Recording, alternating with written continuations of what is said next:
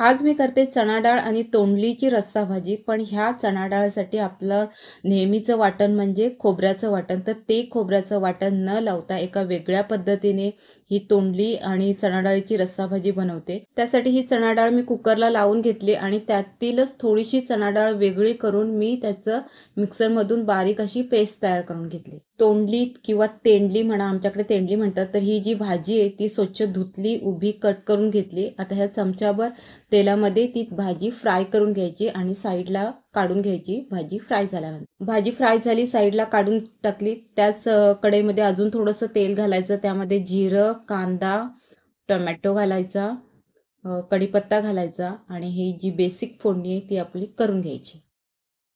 फोडणी फ्राय झाली, त्यामध्ये घरगुती मसाला घालायचा, धणे पावडर घालायची, हळद, गरम मसाला घालायचा आणि हे मसाले पण तेलामध्ये फ्राय करून घ्यायचं नेहमीप्रमाणे.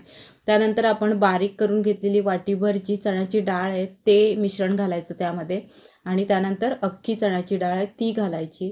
आवश्यकतेनुसार त्यामध्ये पाणी घालायचं, चवीनुसार मीठ घालायचं, डाळ मस्त शिजू द्यायची.